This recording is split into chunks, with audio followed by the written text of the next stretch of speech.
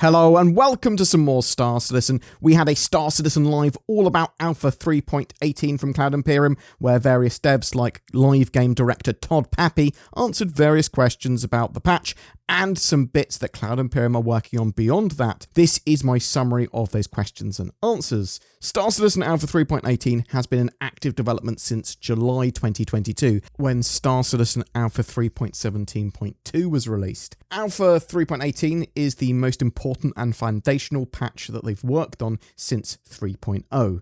Now, let's get into the questions. How has persistent entity streaming changed the player experience? Servers don't get wiped when they restart or crash. Their data is saved and then reloaded. Servers will feel lived in as they keep their data for potentially a whole patch cycle or beyond. Objects left behind, ship hulks, salvage, they all pile up. This type of deeper persistence will continue to evolve as Cloud Imperium updates missions and gameplay features. Cloud Imperium have had to deal with players doing weird stuff as well, raining boxes down onto cities, piles of racers, ships destroyed at difficult points on the track. That sort of signifies to a player, what's going on there? Something dangerous. How has persistent entity streaming affected development? 3.18 and getting fixes for that is currently a priority, but they're also now looking at how persistent entity streaming affects missions and how they can take it into account. They want to create beacons that persist until completed. These could be stuck onto ships or whatever. They also want the world to be cleaned up to some extent too, so that it doesn't get overly cluttered or slow or cause issues. There's the potential for something like a trash can or a bin that you could put items in that would then destroy them. You can discard items into them. Large fights might create salvage missions afterwards to clear up that wreckage of a large area. Some devs are unaffected by the persistent entity streaming changes, so the props guys, they're still making props in the same way. Something for the future. Ships might be bought pristine, but they will, like accrue wear and dirt and damage and trash and things like that. You're obviously going to be putting more and more things inside the ship, not just externally to it. So that might get quite bad unless you clear it out at some point. You might have a load of like empty cans on your ship. I really like the idea of having your ship cleaned in and out and having to pay for that. Also, there may be missions which rely on planning. You'd be able to hide a vehicle in a cave, maybe a cache of equipment, get clothes and ID to like infiltrate a facility over a few days and then escape. And you might have planned that over a while and done sort of stages towards that over quite a long period of time potentially. So this is sort of really talking about like that mission that we saw at Microtech at CitizenCon 2019. So yeah, they infiltrated a facility there by getting the uniform and ID, and they had some sort of vehicles and stuff, and then people picked them up afterwards, and there was a cache of items in a cave. So leaving ships and supplies around is a big deal. They talk about having beacons and markers stay on ships until they're found, allowing for new mission types, exploration and discovery too, as well as being able to permanently mark locations to return to. Now, I really like a interconnected set of missions where it's connected to what other players are doing for large parts. So you'd have players completing a big section of a mission, which would be steal a load of vehicles and leave them there. And then later on, like a day or two later, a player might have a mission where they're using some of those stolen vehicles or have to go to the site where they've been dropped off to then take them and use them somewhere else. Oh, just superb. But the idea of also that discovery and exploration, being able to permanently mark locations eventually, I think that is going to be a big game changer. So something else that's quite a big difference is that density of content sort of expanded. There's a lot more depth to it. You can come across wrecks or hints to what's going on in an area when you're on another mission or just moving around the verse now. There's a lot more to do and suddenly it just goes, oh, there's some opportunities for you here. How is stuff cleaned up? What are the trash rules?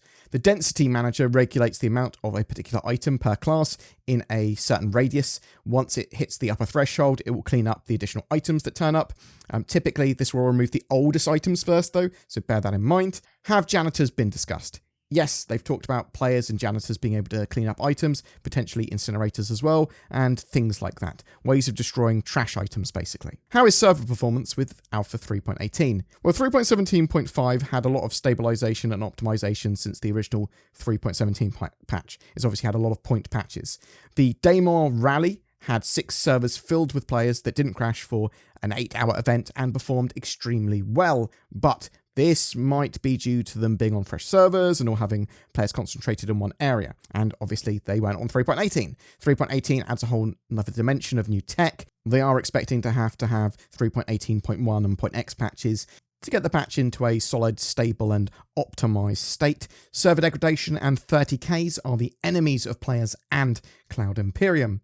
Character repair tool. Well, what is this? What's going on with this? So there is currently a reset tool, which you can go on the RSI website, bam, reset your character. You do this if you need to solve a problem with your sort of character, not being able to use the game properly, not being able to play properly, or reclaim limited lost items.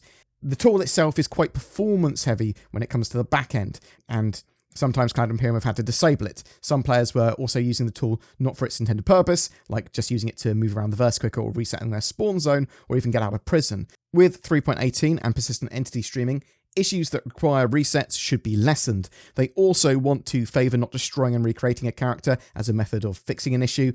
They still need a tool to solve situations where characters are broken, so they now have a repair tool, which will allow you to repair your avatar, hopefully solving your issues without destroying and recreating everything.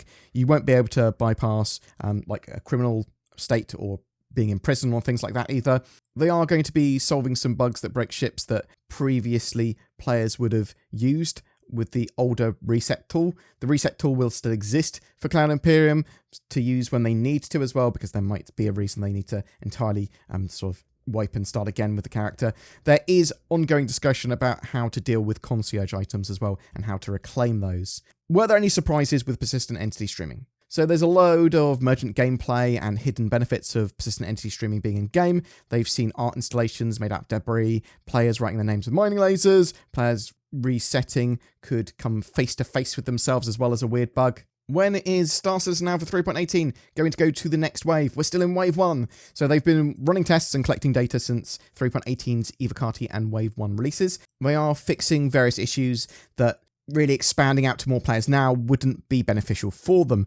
They want to make sure that it's worthwhile for them and the players before moving to the next phase. They have been working on a couple of things to make this a reality. Shard loading would sometimes be broken by overpopulated hot zones. They've solved that already, apparently. Shards were also affecting each other when one of them was very noisy. They didn't have their own sort of data pipeline, so they want to isolate them and give each shard their own data pipeline. That's what they're working on at the moment. They're going to be implementing it in the PTU very soon.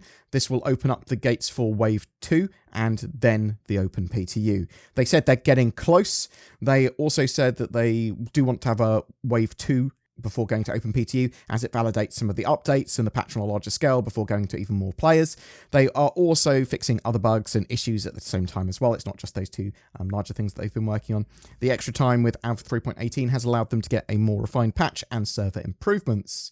Star Citizen racing in 3.18 in its persistent universe. Why have they been focusing on that? So obviously, racing saw a bit of a focus in 3.18. This is due to a few little reasons. There were some new hires that were able to work on more low-hanging fruit and less complex level building. They were able to slot it into their schedules, so sort of things just aligned to be able to get racing in. Multifunction Displays had finished some work on like the stopwatch.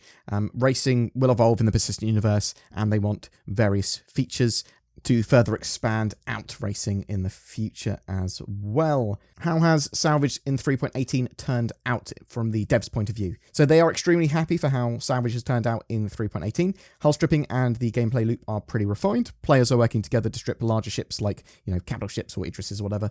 It will continue to iterate after its release. Persistent entity streaming and Salvage coming together has allowed for a huge amount of gameplay, as Salvages can find wrecks all over the place. Battles can occur that mean that, well, they don't actually need to spawn as many artificial salvage sites in the future, or at all in the future. They are also allowing for some simple crafting from filler stations on salvage ships. It's very basic, but they want to build on crafting beyond what we've got in 3.18 from the filler stations on those salvage ships in the future. So really excited for what they do with that. Soft death and destruction wise, piracy now works, so you can take down a ship and then board it. This is a huge amount of additional gameplay.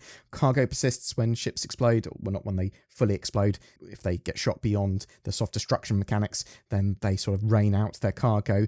Just a percentage of it sort of survives. But this all opens up a huge amount more gameplay that was previously just like, boom, you're dead. Now there's a ton more there. It makes ships panic when they get shot down in atmosphere. There are obviously bugs that they're trying to solve with this. Players are getting pinned in their ships when they sort of land occasionally, or when they flip over and they shouldn't. They're working on ship tractor beams as well that might be able to solve some of these things, and will expand this gameplay out even further. Service beacons can be traps. So in 3.18, does this sort of make this a lot more likely? How are they going to mitigate this? So there's potentially more risk in 3.18 that a service beacon could be a trap because someone wants to steal all your cargo. Players might need to be a bit braver to rescue people or take escorts, or just be aware. In the future, there's going to be star ratings and rating player mission givers and takers, so that you can look at someone and go, this is a 1-star mission giver, this is bad, and you sort of like could filter it so only someone that's got a proven reputation will be able to see your service beacon. Were there any more changes to armor and shields? So ballistics basically now pass through shields almost entirely, but then there's armor mitigation, which provides some protection from those ballistics. Eventually this is all going to be balanced, and they're working on the balance now, and it's going to lead to physicalized damage. It's a step in the sort of direction of that, at least. AI using ballistics in 3.18 will potentially be a lot more dangerous. Persistent entity streaming has seen better server tick rates as well, so they function better, AI. They've also done some accuracy tweaks with them, so they could be potentially a lot more deadly in the live build. How does persistent entity streaming affect big events? Xenothreat, Rex persist. So salvagers and boarders have a load more gameplay after a battle. There are potentially some issues with lots of entities not getting cleaned up and it causing some performance issues. Have fun salvaging capital ships, have fun trying to blockade Jumptown and that sort of stuff. There's obviously a huge amount of gameplay that could potentially add lots of emergent gameplay. Where are all these features going this year? What's happening beyond what we just talked about? So cargo, different cargo container sizes for the hull seat and raft are being worked on. So they want 32 SCU cargo containers. That's the sort of thing they're going to be getting in, hopefully, ASAP. They then want to get 1/8 sized SCU containers in that fit in the cargo grids too. There are various modifiers like volatile and frozen cargo they want to expand on, with cargo needing to be treated correctly or get there in a certain amount of time. Salvage, they want to improve hull scraping and then get the munching salvage mechanics, the next stage of salvage in game. The EU team will be working on that very soon. Racing in the persistent universe, well, they want to keep on adding tracks and events. There will be different types of tracks in different star systems, illegal races versus big legitimate ones like the Murray Cup. They will build out the Grimhex racetrack at some point as well. It's still on the docket. They are looking at building server meshing and have learnt a lot from work in 3.18 and that patch. Next week's Inside Star Citizen will be looking at Arena Commanders and the feature team's work on that for 3.19. Boom! That's it for your Star Citizen summary of that Star Citizen Live. But what do you think? Are you excited by the new features that 3.18 brings with persistent universe racing, salvage, the cargo refactor, soft destruction, and much, much more? When do you think we'll actually have it in our hands, whether it be open PTU or a live build? Have you been playing in the Wave 1 PTU? What do you think of 3.18? Oh, actually, might as well give you a little update. There's also Xenothreat running this weekend, so bear that in mind on the 3.18 servers. I think that's going on all the way until Sunday evening, so bear that in mind. Get involved with that, because you can do those fleet battles, and they're fun, and even salvage afterwards is a good laugh. But whatever your thoughts, I'd love to hear from you in the comments below.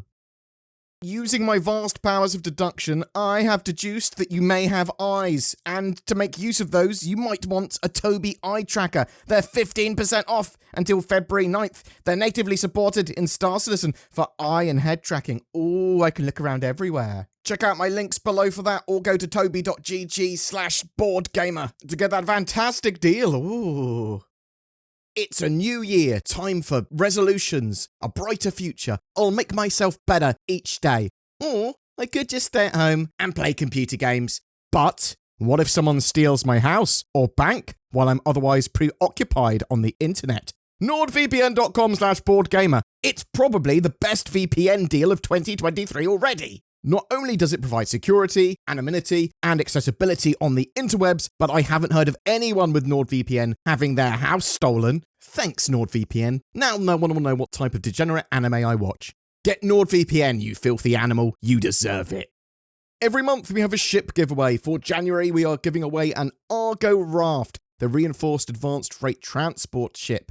A dedicated cargo hauler that should see some additional gameplay in 2023. This also comes with a Star Citizen game package and lifetime insurance. All you need to do to be in for a chance of winning that is comment on any of my videos made during the month. More details in the description below. If you'd like to further support the channel, then please consider becoming a YouTube member with the join button under my videos. You could even become a Patreon. There's links below to that. But liking, subscribing, commenting goes a huge way to help the channel grow. Thanks so much for watching, and I hope to see you in the verse.